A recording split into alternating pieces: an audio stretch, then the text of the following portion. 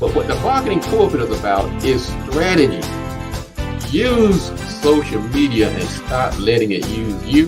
That's one thing about a business. It's an equalizer. It's a game changer. We have to think like the successful companies.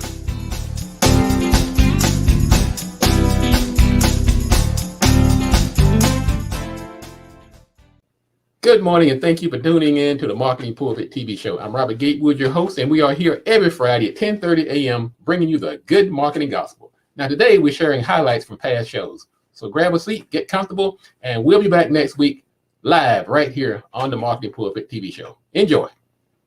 See this phone right here? Why are you calling me?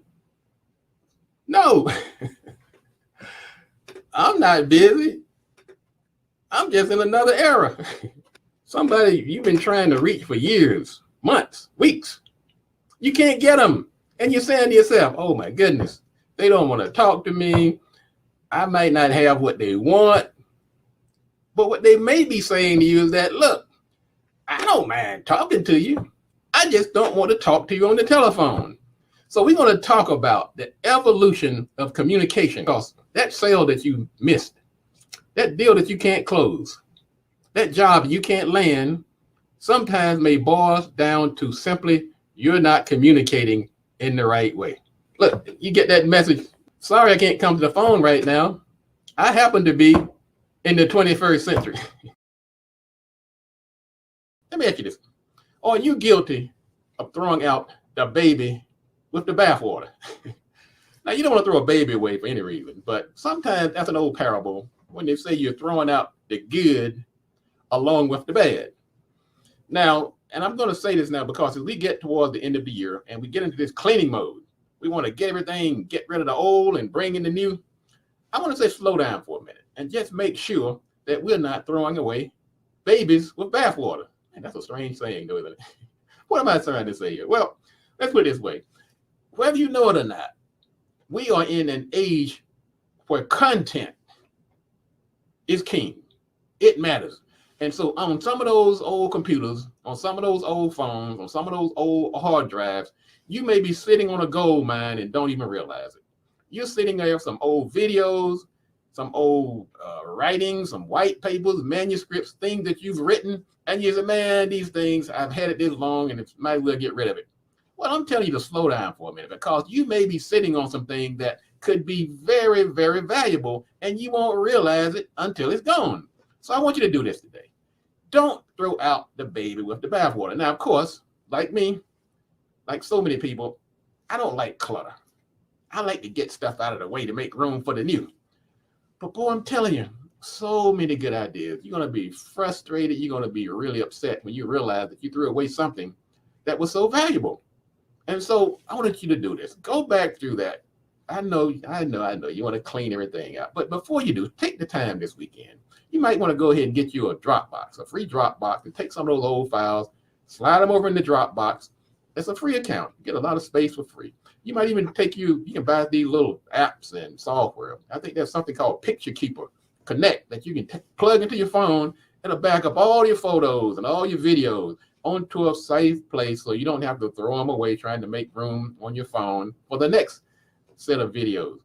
And, take a little time this weekend and go ahead and instead of just rushing and getting rid of all this good content, I'm saying this because I'm a content guy. And I'm saying this probably I'm speaking from experience because I've thrown away some good stuff. And I don't want that to happen to you. I know. We got to make room for the new. But I'm telling you, some of this content you're sitting on, it gets better with age.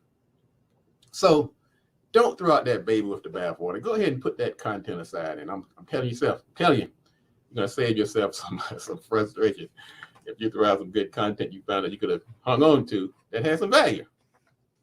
Now, we're going to talk about some.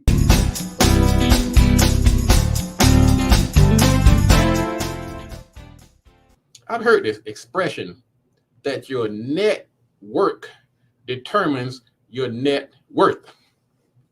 Have you all heard that? I've heard it a lot. Now, what it's basically saying is that your lot in life, your success, your financial standing can be determined up or down by the people you hang around. If there's some truth to that, if that is indeed true, then what that begs for us to consider is we should give more thought to the people we hang around. That makes sense. If your net worth is determined by your network, then we should give that some serious thought. Because think about it, when you think about it, if your network consists of gangbangers and and bad doers, then there's a good likelihood that that's going to become you. But by the same token, if your network consists of business owners, entrepreneurs, people that are giving and loving and caring and work and concerned about the community, then there's a good likelihood that that's going to be you as well. Whether you know it or not, your first introduction to your network is actually your family and friends. Think about it. Mom, dad, stepmom, grandpa, grandma, they are actually your first network. Now let's take this a little deeper here. So if our network determines our net worth, what if we're born into a network that's not really, let's put a gentle way to say this, that not really working in our favor? Well, I think Maya Angelou said it better. When you know better, you do better. We can't determine who we're going to be born with, what family we don't choose our family.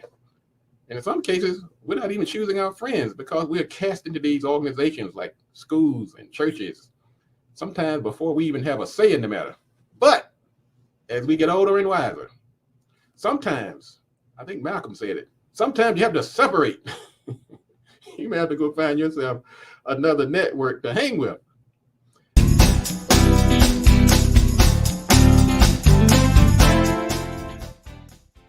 That purpose is something in it. It is something we can't always explain it. We can't always make sense of it. But when you tie something to your purpose, well, one of my purposes also has been giving. So I'm going to ask you a quick question today. Does giving become you? Because when you give and you are aligned with your purpose, it attracts things. People come into your life that you hadn't planned on. People come into your life that's going to help you fulfill your purpose. So I'm going to ask you today, giving is a good thing, but does it become you? When you do something often enough, it becomes you. If you smoke, you're a smoker. Okay? If you vote, you're a voter. If you sing, you're a singer. And if you give, you are a giver. And when something becomes you, you don't need these reminders. If something becomes you, you don't necessarily need a holiday to remind you, or a month to remind you to acknowledge people's rights and to advocate for justice. You don't need a whole month of February. You don't need a Tuesday giving day like we had this past Monday to remind you to give if giving becomes you. If you are a true giver and you really advocate for people with disabilities and making sure that these people have a quality of life that they deserve, we don't need an international day for persons with disabilities. If giving becomes you, well, I'm just going to say this. And it's just a challenge, because sometimes people give for different reasons.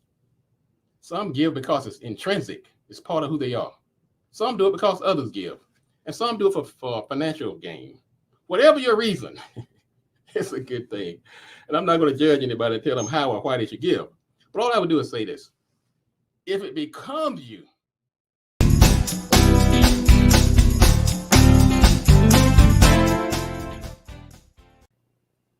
I hope you're enjoying the show, and thank you for tuning in. You can go to marketingpulpit.com and look at all of our past shows in their entirety right there on the homepage at marketingpulpit.com. And while you're there, go ahead and subscribe to our YouTube channel, and also go to Facebook, go to YouTube, go to Instagram, go to Twitter, and sign up and get on our list. Love to have you to follow us, and we'll be sharing information about upcoming shows, guests from the past shows, and a plethora of great information.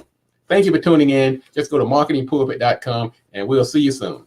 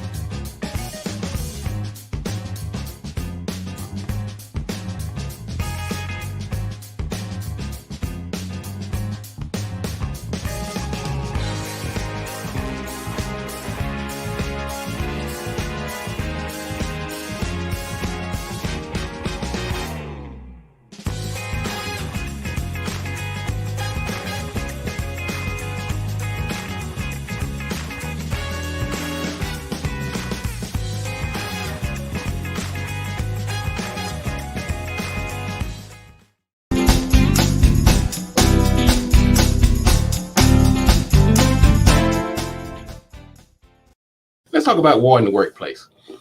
I talk about stakeholder relationships quite often. Stakeholders is anybody who has a stake in the success or failure of your business. And generally, these components, these ingredients work in concert. They support each other. We have synergy. They're like, freaking frat, working together. But every now and then, what we're seeing right now, we are seeing them come to blows, literally. Let's talk about some of these folks out here acting a fool, war in the workplace. A Wendy's drive-through customer fires a gun over the order taking too long. Well, I'll tell you, I went to Wendy's the other day and they had a Frosty. I hadn't had a Frosty in so many days. It had been a long time since I had a Frosty. I must say, that's a pretty good treat. And I'm trying to think, if they had been a little slow on that Frosty, would I have reached under their seat and grabbed my gun and started shooting at them? As good as that Frosty is, nah, probably not. What is wrong with these people? Now, of course, she's been arrested. Now look, now she's got a record. She's out here trying to get herself a Frosty or a single. That single's pretty good too, man. You get that thing cooked just right, and that lettuce on there, and I'm sorry, but my point is, it's not worth it. Get out of the line if it's taking too long. Do something else. Be patient. Read your voicemail. Google. Clean your fingernails. That's a lot you can be doing while you're waiting in that line besides pulling out your gun and shooting at people. It's not a good thing. A FedEx driver has been found guilty of dumping his boxes in the woods. I understand sometimes you do get frustrated with your job. I understand these drivers, these delivery drivers for Amazon and FedEx and UPS, they are keeping the economy going. There's a lot of responsibility falling on them. And so you got this truck back here full of goodies, and the boss is still beating on you. You got lost a couple of times. One of my first companies was a delivery company. We delivered restaurant meals. And before that, I was with a company, Telegrocery. We delivered food. And I'm telling you, boy, that is a lot of pressure. You go into that restaurant and the orders are backed up. You got to wait on the restaurant to give you the food. So it's not even on your time table. The phones are still ringing. Your dispatcher is saying, look, we got 5 more orders. You got to swing by the Black Eyed Pea. You got to swing by the Popeye. You got to swing. And then you get out there and you, on the way out the door, you drop the food on the floor and the roll rolls out of the bag. And you're like, did anybody see that? I'm not saying I did that. But I'm telling you, these drivers are placed under some tremendous pressure. Now, there's no excuse for going out here dumping somebody's packages out there in the woods. He did it on 6 different occasions. Man, he was really frustrated. Well, of course, I'm pretty sure he's no longer working for FedEx, and rightly so. But sometimes when you're under that kind of pressure, you really have to, sometimes you just have to talk to management. Sometimes you just got to get a different job. You're not going to get away with dumping 6 loads of people's Christmas gifts out in the woods. That's never going to be the answer. So sorry that happened to you, dude, whoever you were, but you can't be making these kind of decisions that's going to affect you the rest of your life. That's what I'm saying. A lot of things that people are doing right now in this pandemic will follow them the rest of their lives. They're making some bad decisions, sometimes under duress, but you got to, get you some coffee or jog, work out, go play golf, do something healthy, meditate, pray. But that's not the answer. That's not it. You can't be throwing people's gifts out, people's packages out in the woods. Let's see what else is going on. A McDonald's employees hide in the refrigerator after a customer picks a fight over missing coffee. When you gotta have your coffee, you gotta have your coffee. Now, these poor employees. Here's the other thing that ticks me off about this. In many of the cases that we're talking about, the people that are being affected, particularly these employees that are being shot at, hiding in coolers, they're teenagers. They're our children, our kids. They are bearing some of the brunt. In some cases, quite a bit of it, by being on the front line of this pandemic. There is no reason that teenagers who got out here doing a working after school during the summer on the weekend have to be hiding in the refrigerator because some fool comes into the McDonald's and trying to beat them up because his coffee is missing. Is coffee that important? Well, maybe this is not a good prop at this particular moment. I mean, look, I can do it without it. I'm not going to chase anybody in the cooler because I can't get my coffee. Hey, why is my coffee so low? Hey, just kidding. What's wrong with people? People are losing their mind. A pizzeria worker describes disbelief. I can't even read this one. I'm not going to. Okay. A man pulls out an AK-47 due to the fact that he had to wait for 10 minutes. For 10 minutes. I went for a pizza, though. That's not that long when you think about it. I mean, I ordered a pizza from Lido's the other day. I got there. They hadn't even started on it yet. I thought it'd be ready. I didn't go in the car to get my AK-47. What was this that Ice Cube said? When he had a good day, when I didn't have to use my AK, the day was a good day. So this guy, Charles Doty, 63-year-old, became agitated when he was told that the pizza he ordered at Little Caesar in Cedar Bluff, Knoxville, would take 10 minutes. 10 whole minutes. How dare they? Now, here he is facing a charge of aggravated kidnapping, which is a Class A felony that can result in 60 years imprisonment and a $50,000 fine, just because he didn't want to wait 10 minutes for his pizza. What is wrong with people? Whatever, the D.C. school assistant principal is accused of having a second job in Providence, Rhode Island. Her brother say. So he got this. He had this job in D.C.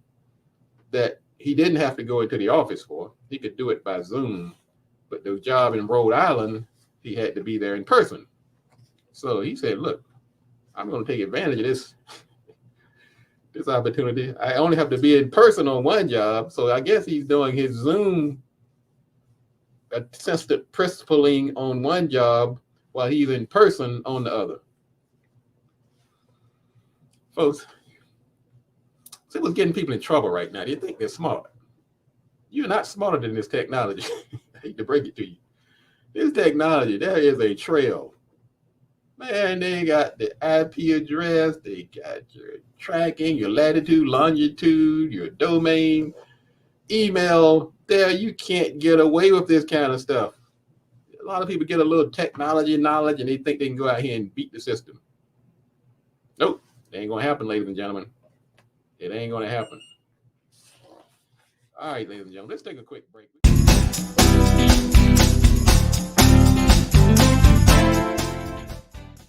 I want to talk about why Santa Claus, that old guy in the red suit, why he might be bringing you a lump of coal this year instead of that gift you were looking for.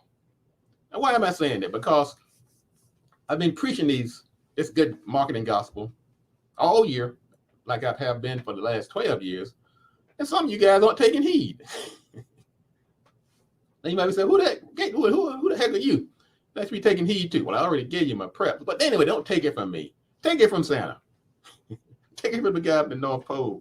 This is from him. This is not from me. He told me to tell you this. He said, pass this on to your listeners, Gatewood, that if they don't follow these guidelines, they're going to be getting a hunk of coal this year from old St. Nick instead of that flat screen TV they were looking for. First thing, if you have not advertised your business since the Obama administration, you are asking for a lump of coal. Folks, you have to advertise all the time. You have to constantly. When I say advertise, sometimes that advertising can take the the countenance of a Facebook post. It could be going to a networking event. It doesn't have to be direct action advertising. It could be some type of nurturing. It could be indirect advertising, communication, but you have to advertise, ladies and gentlemen. That is an absolute. Now, if you handed out business cards that had that old phone number, you have to scratch it out and drive right in a new number. Santa doesn't like that.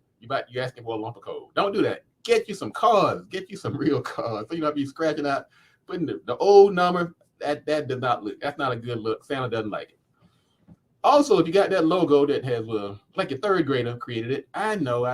You got the kid that can really, she's a whiz on the computer. And you look, go ahead, little Susie, create me a logo real fast. Now, I'm gonna tell you the truth. Now, some of these kids are really good, but run it through a professional. Make sure it meets the logo guidelines before you start going out here trying to trademark and brand your business. Sometimes you're using clip art that can't be trademarked. Sometimes you're infringing on people's trademark. Don't want to do that. Santa doesn't like it. Gonna get yourself a lump of coal.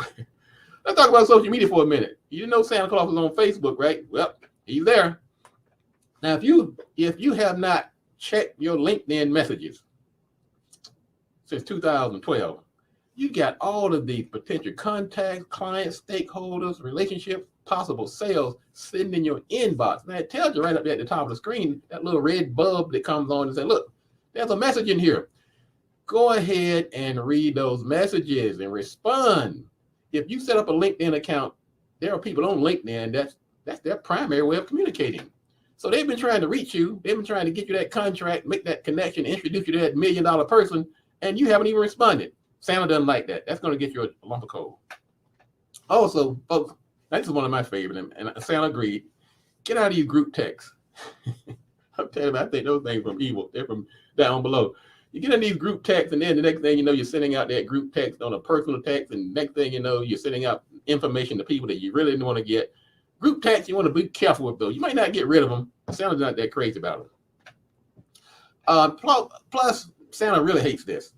Don't be sending out these videos that say you're going to go to hell if you don't share it with 15 people.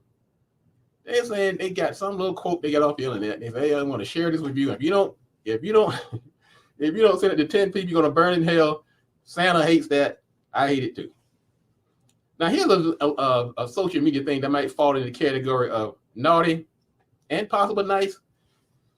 You might not want to put your swimsuit photo on your LinkedIn account.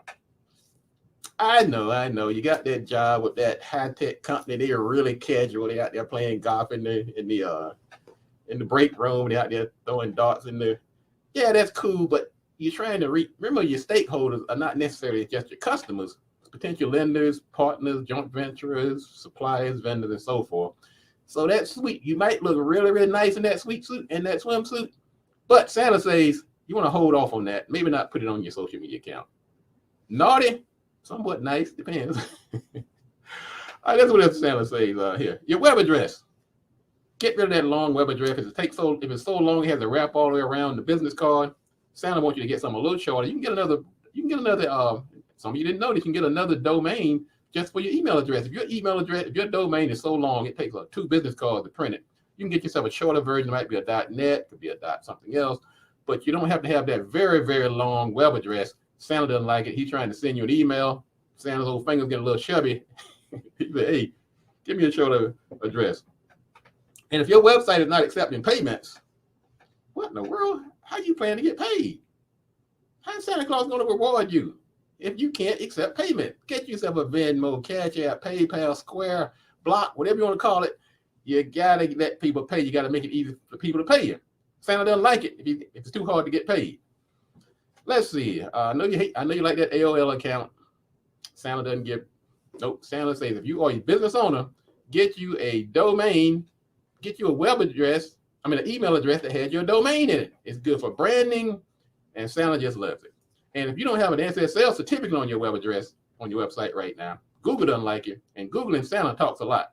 So if you want to be friends with Santa and Google, you better put that SSL certificate. It stands for Secure Socket Layer, and it put that little lock beside your domain name. So when people come to your website, your data's not being stolen. On your service side, your voicemail been full since the first Bush was in the White House. Look, I know we get busy, but some people are trying to leave you a message. Go ahead and every now and then go ahead and clean that email out. The voicemail out, so people can leave you a message, particularly if you're not answering the phone. Go ahead and clean out the voicemail.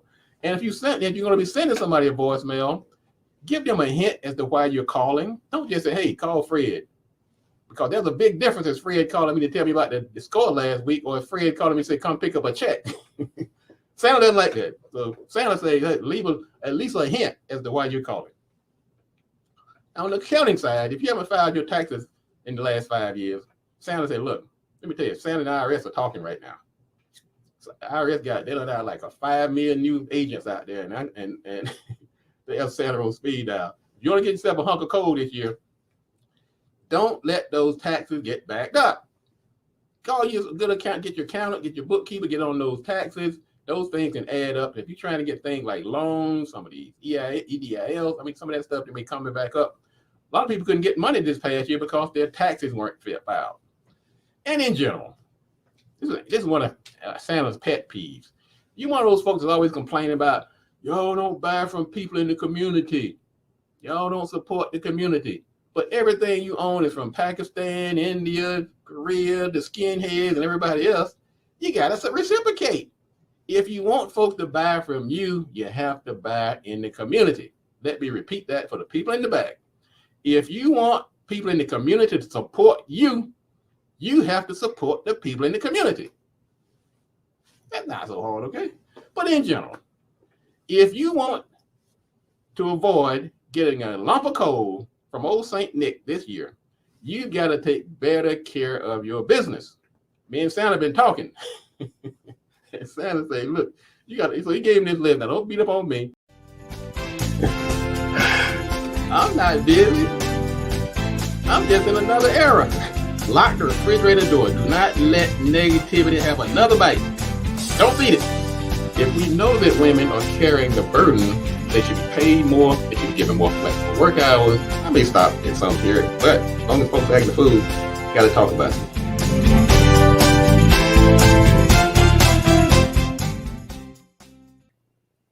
I hope you're enjoying the show, and thank you for tuning in. You can go to marketingpulpit.com and look at all of our past shows in their entirety right there on the homepage at marketingpulpit.com. And while you're there, go ahead and subscribe to our YouTube channel, and also go to Facebook, go to YouTube, go to Instagram, go to Twitter, and sign up and get on our list.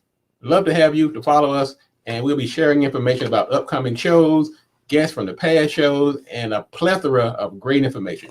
Thank you for tuning in. Just go to marketingpulpit.com, and we'll see you soon.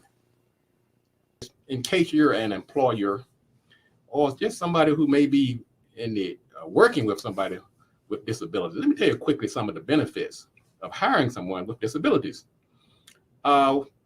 Studies have shown that employees with disabilities are more reliable and have an overall higher job retention rate. Another study showed that employees with disabilities are less likely to get into work-related accidents. I didn't know that. This is new information for me.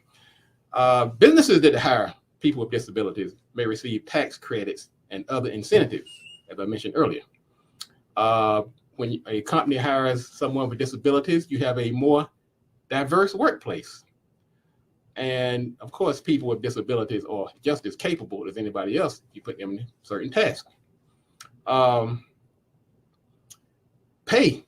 People have been concerned about paying. They think they're going to pay more because they're hiring someone with disabilities. That has not been proven the case because many of the salaries are offset by programs, federal, state, and local programs. So it can reduce your pay and your training time. Tax incentives, as I mentioned earlier, improve your public perception. Now, we don't want to do things just to make us look good, but it doesn't hurt when you can show the world that you are concerned.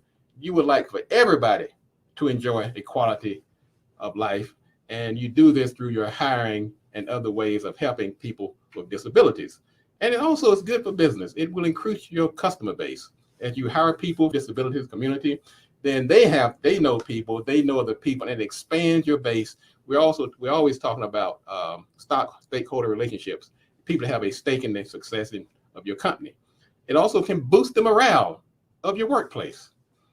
And you're joining a very good crowd of people. There are people that are already doing it. And so you can become part of that group of people who are actually helping the community.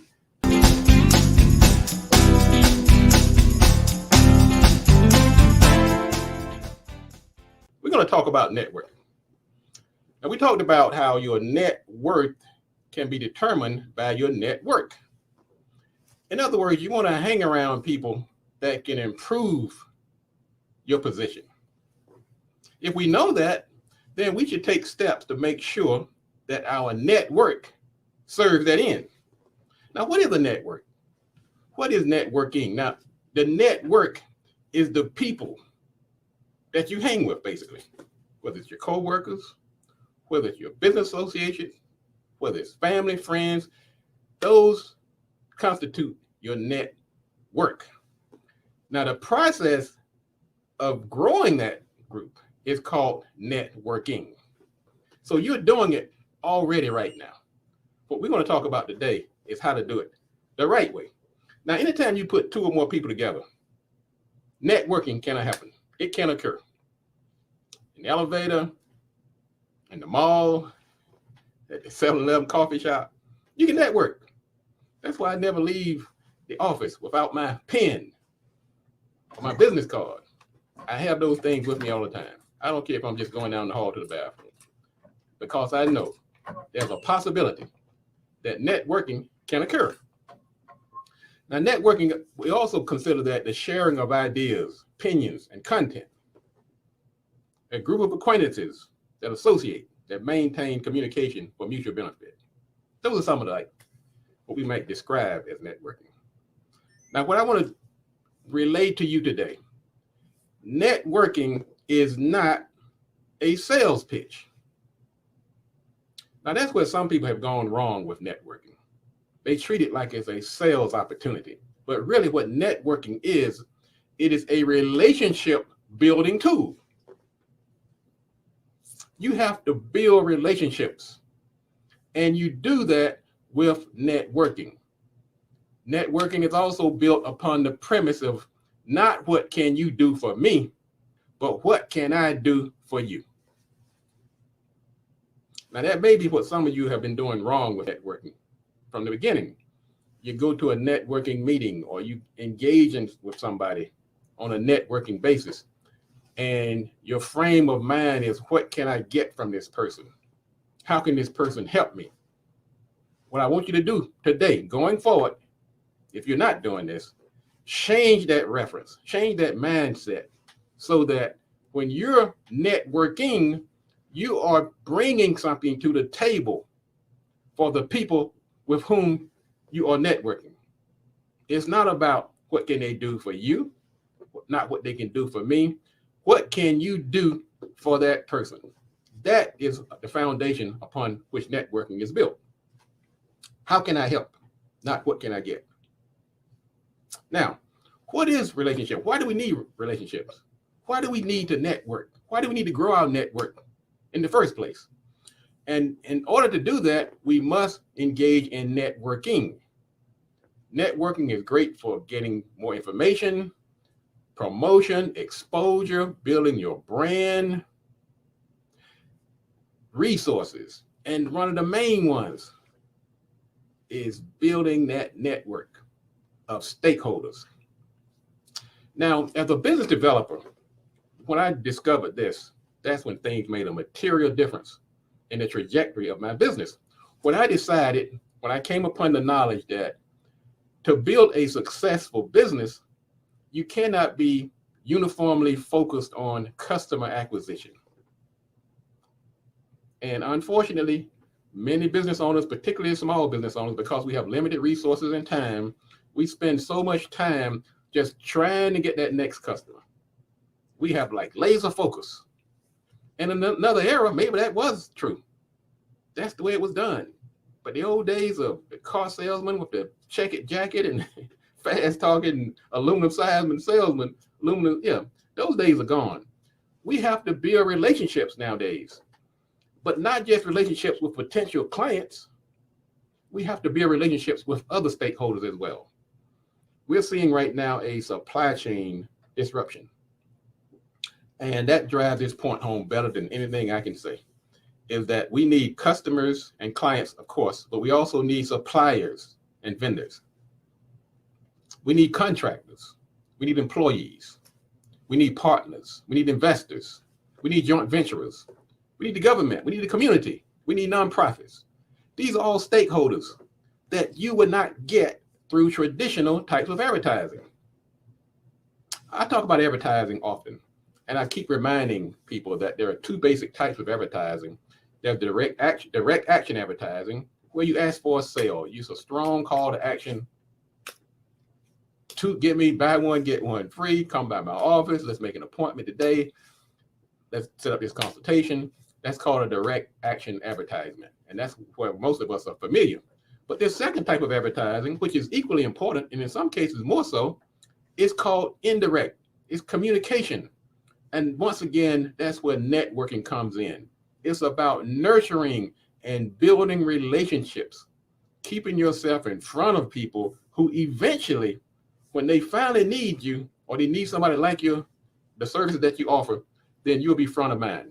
Now, one thing about this type of advertising, once again, why it seems to be missing from many small companies, because like I say, it's not immediate. You go to a networking meeting and you go in there with this attitude that I described earlier, is I'm not here to write a sale. I'm here to ask how I can help you. And I'm also going to commit myself that I'm in this for the long run. And that does not fit to the business model of many small companies. They don't have the luxury, but you have to make it fit. Don't stop your direct action advertising. Add this communication, this nurturing, this indirect advertising, such as networking, to the mix to get the type of results that you want. Now, one of the things that there was a survey done by some of the major master networkers. This guy Eisner, who was the president of BNI, and a few others, and they asked them what were some of the traits of master networkers. The number one trait was listening skills. Number two was having a positive attitude. Hold your back up, head up, smile, be positive. The last one was follow up. You really have to follow up. Now, follow up, that's a course in itself, but I'm just going to quickly tell you some of the things about following up. Understand that everybody is not the same. And that's where networking has gone wrong with so many people. When they thought they finally make that connection, they don't realize that there are people falling into different types of personality groups. There's the fast-paced people, and there's the slow-paced people. Some people just got to have things right away. Some are more measured and methodical. There are the people-oriented people, and then there's the task-oriented people. Some people like to slap you on the back and shake hands, go out and play golf, and then the other, like, they want no part of that. Don't start the conversation talking about your baby and the weather. They want to get straight to the point. And as you start networking more often, you will see, and you can pick up little signals to see which type of people you're dealing with. Then there's a high tech versus low tech. I did a whole section on why people calling me on the telephone when that's, in many cases, that's a bygone era, depending on the person you're talking to. Also, another tip about networking is that you can't treat you go out to a networking event and you get yourself a pocket full of business cards. You can't treat them all the same. Some people say, look, well, I got to this event, I got 30 leads. Let me put them in alphabetical order here so I can have some type of order so I can work my way through this list. Now the phone started ringing, the baby crying, the car broke down, you need to get gas. You get about from A to about C and you've run out of time. So what you want to do when you get these leads and you start doing this follow-up, you have to categorize people. So that the perfect people that need the help the most get it first. Probability. What's the probability that this person is going to become a customer or a client? What is the payoff? Is this a $10,000 contract versus a business card order that's going to cost you, you're going to net $75? What's the urgency? How soon do they need it? You go into a networking event, let's say if I'm a web developer and the person tells me his website crashed last night, I don't need to put him into a list of alphabetical order. I need to call him from the parking lot. I said, look, man, let's go ahead and take care of this right now. We don't have to wait for follow-up. So you have to, as a networker, understand that all leads, all connections are not created equal. And what is the effort? Some jobs you can just knock out right away. So that's another way you can categorize and be more effective in your networking. Then now we've moved into an era of virtual networking. Man, I'm telling you, some things we hadn't planned on. This pandemic was on nobody's radar. We didn't plan for this. But something like networking, which was so vital to us, took a hit. We had to recalibrate. We had to pivot. I'm going to give you just the 3 L's as you go forward in this virtual networking. Okay? Light, lens, and location. As you get on these Zoom calls, you get on these different types of platforms, first impressions still count. Now, we've been given about a year grace period where most people say, okay, we understand you're still new to this platform. Okay, so you spend the first 15 minutes trying to figure out how to get the Zoom working or get the internet. Those days are just about done. So now people are starting to evaluate you, not just on your information and content, on your impression on these digital platforms. So make sure you got your right lighting. Make sure your camera, just do this, ladies and gentlemen. Before you start your next meeting, if you're doing it by your phone or any device, take yourself a good old napkin or a tissue and wipe the lens on your camera. Many people have bought new phones because they didn't realize that the reason their camera was fuzzy, it had grease and grime on it. That old camera you got right now, that iPhone 7 or 6 can get new life by simply just wiping the lens. And if you're doing like a selfie, wipe the front and the back. These are just simple, basic things that's going to help you as you get out here and start presenting yourself in this digital world. So also, before I close, we're going to talk about LinkedIn networking. If you're talking about networking digitally, LinkedIn is a great tool. I've made a lot of contacts, and that was my first love when it came to social media. But continuing to think reciprocally or reciprocity, go into LinkedIn and start trying to reconnect with some of the people that you didn't connect with in the past. You may have connected with them, you lost connection. Just go in and type in, I'm just checking on you to make sure everything's okay. We haven't talked in a while. You'll be amazed how that can bring customers to you today. You've built this goodwill. You made this connection. Now you just need to capitalize on it. Before you go out and spend another dollar on Facebook or radio, go back to your old connections and just reach out. That doesn't cost you a penny. It's just going to cost you a little time. Reach out to industry influencers. There are people in your industry that have clout, that influence, that can change the game for you. Once again, take that spirit of reciprocity. Don't go to them with your hand out like a beggar. You go to them and say, look, I can give you even more influence. Let me help you. I've watched your video. I'd like to share it with my audience if that's okay with you. That creates goodwill, and it starts the conversation with these influencers can have a dramatic impact on your trajectory. Join these groups. There's a lot of good groups on LinkedIn and some of these other platforms. Good way to network. And don't be afraid to ask for help within your network. Some of the tools you need for networking. When you are doing a task, particularly a task that you may dread, and you have some apprehension, some foreboding, oftentimes that is the result of the experience that you had the last time, which may or may not be the experience going forward. Think about something that somebody had you to do once upon a time, and you dreaded it. You hated it. You said, I'm never going to do this again. And the person come and ask you to do it again. I bet you are basing that apprehension on the last experience. But have you considered that maybe the next time you do it, it might not be as dreadful? That's right.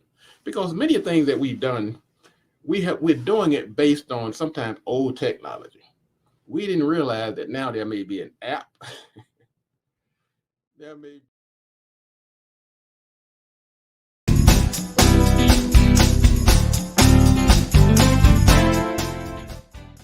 want to talk about social media during the holiday season. Now, many people they get to this time of year and they're wondering what they should be doing differently. Well, sometimes it's not as much as what you're going to do differently. It's taking advantage of the tools that have always been at your disposal. And sometimes you have to redirect resources and use them a little differently. And social media is no exception. So some of the things I'm going to tell you, they may not be necessarily to be used only this time of year, or they may not be only to be used for social media. That's just good strategy, but we're going to put it into a holiday context. And the first one, and this is with any type of marketing strategy, is to have a goal in mind. We're doing a strategy with one of our clients here, big company, and we had our meeting last week. Yeah, matter of fact, this week, right before the holiday. And I had to remind them that let's not go off the track and let's not be distracted by some of the shiny objects. What is the goal of our campaign? And sometimes when you're doing your advertising, you sit there and you think about it. So wait a minute, I don't have a goal. I just want more customers. That's not the way to run an advertising campaign, because many times getting customers, particularly in the sales, if you've been in any type of sales, you realize there's a multi-step process. Your call to action can't be a sale. So give me your credit card when there are like 5 or 6 steps that precede that action. So your call to action needs to be something further down the food chain, which means your goal for your advertising campaign might not be immediately to get a sale. It could be to get more followers to your Instagram account. It could be to get more visitors to your website. It could be to get more subscribers to your YouTube channel, because these things lead to more sales. So you have to identify your goals, particularly this time of year.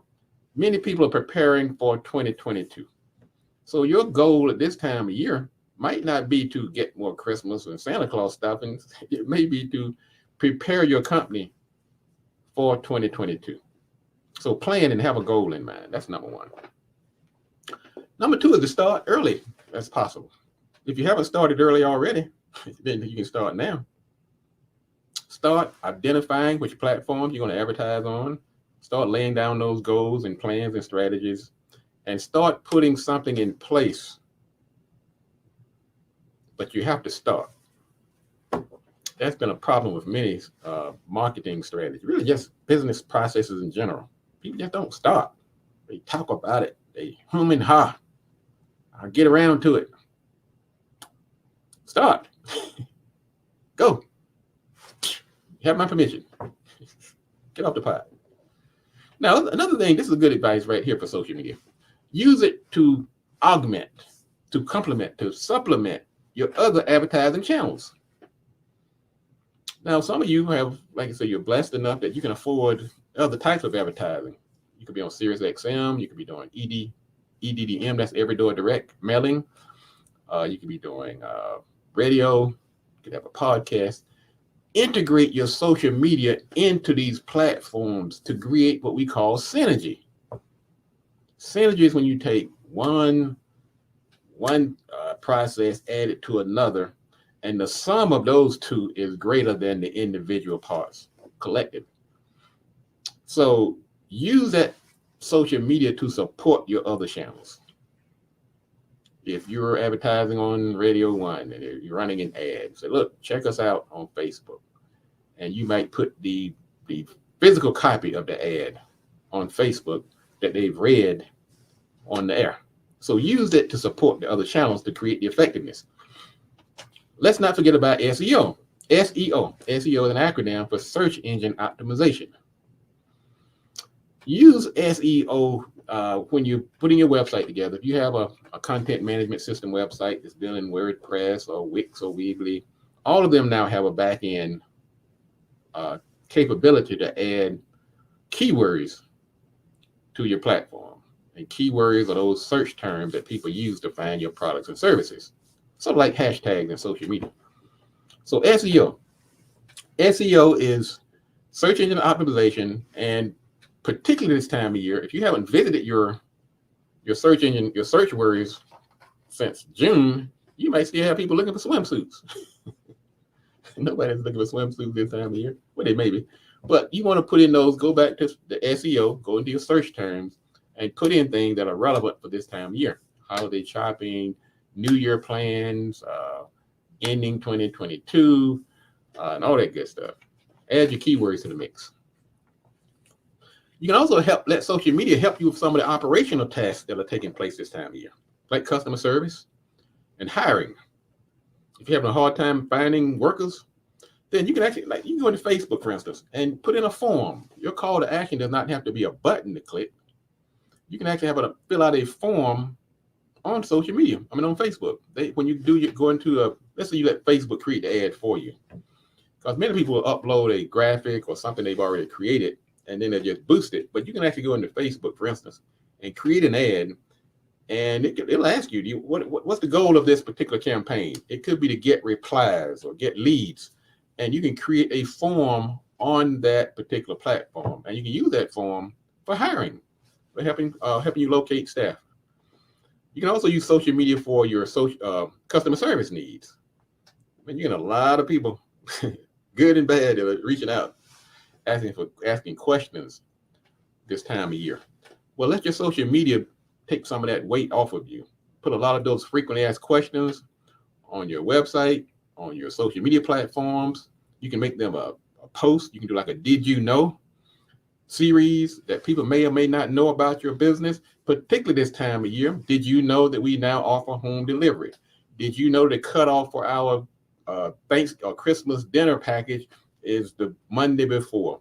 So you can put a lot of that information into your social media platforms and take some of the stress off your sales, customer service, and human resources departments. This time of year, you can use social media to embrace the spirit of giving. If you're out, working at the DC kitchen, helping feed the homeless, let people know about it. Go ahead and let people know how they can get there to get that food that you're handing out, because there are people right now that still need help.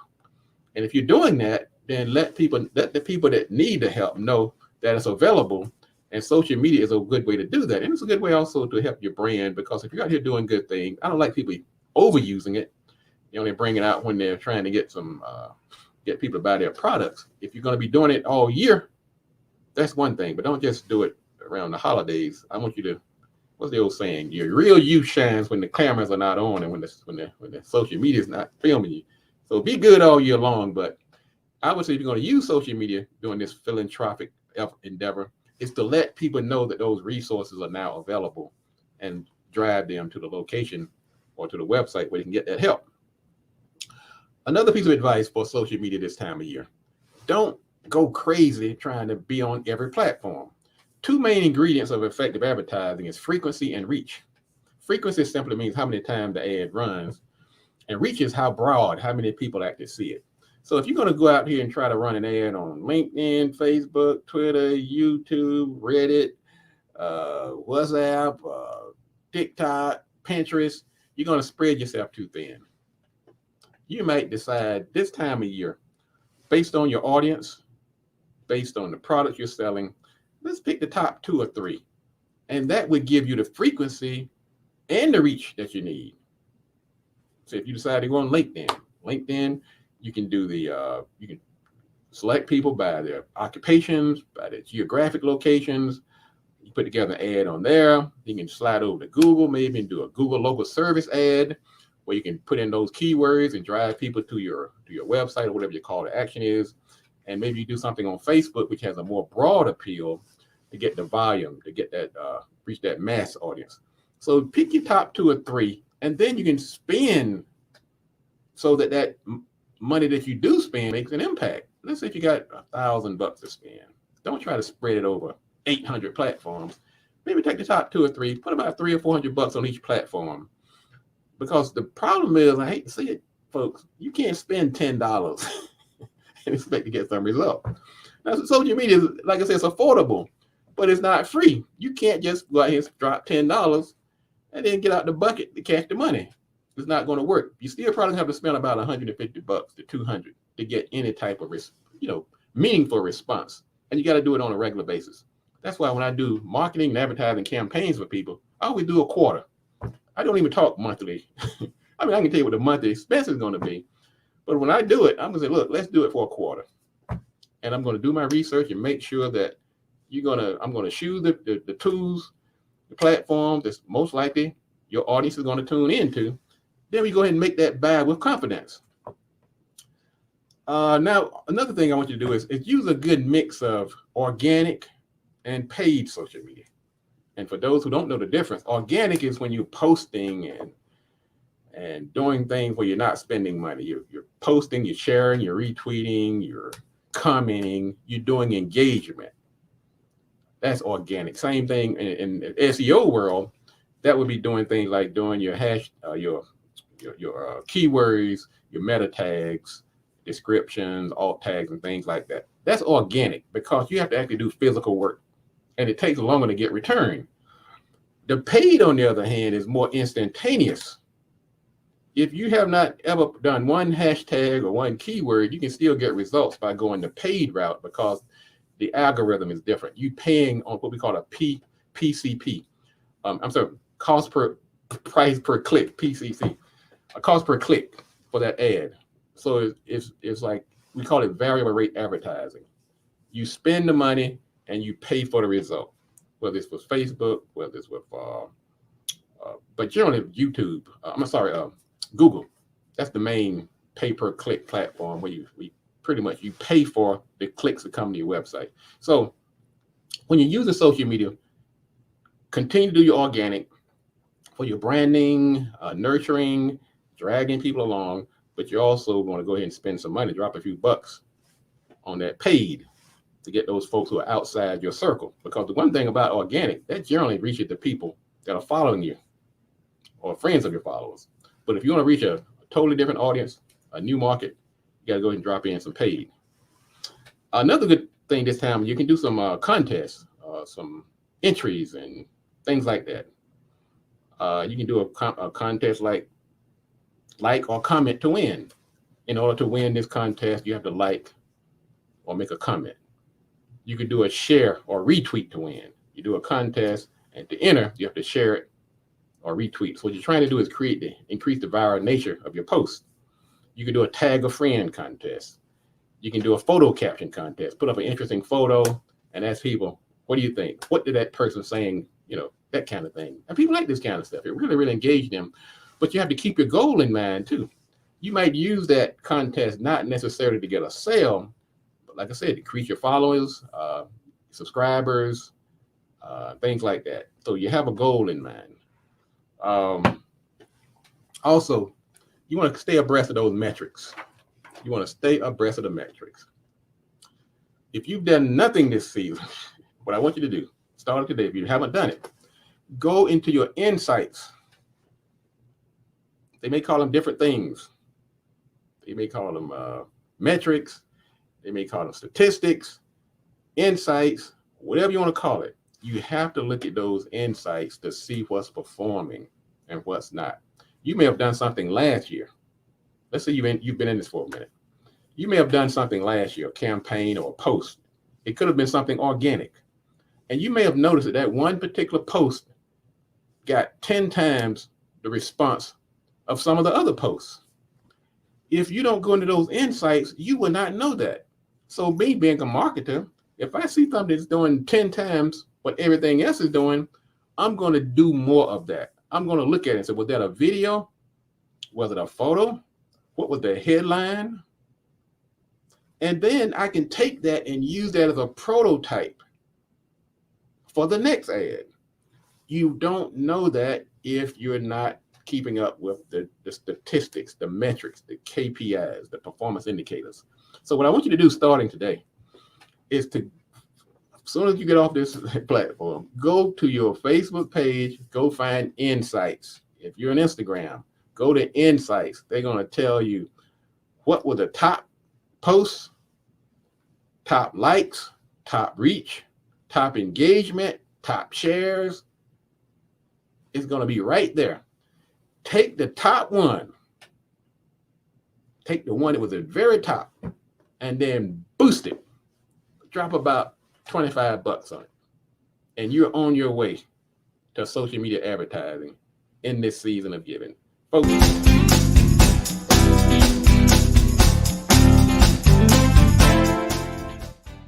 and a good thing about a business is that that's an opportunity that's available to all.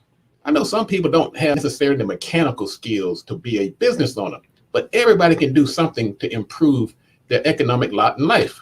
You can invest in stocks, you can become a partner in a business, you can buy a franchise. There's all kinds of ways to take advantage of this vast opportunity out here. We just have to do it. Well, that wraps it up for today. So we'll be back next week live right here on the Marketing Pulpit TV show. I'm Robert Gatewood, your host. People don't understand marketing. You can't stop every time the money runs out. Do the right thing, do it at the right time, and you have to do it right. Enough talk. Let's get to work.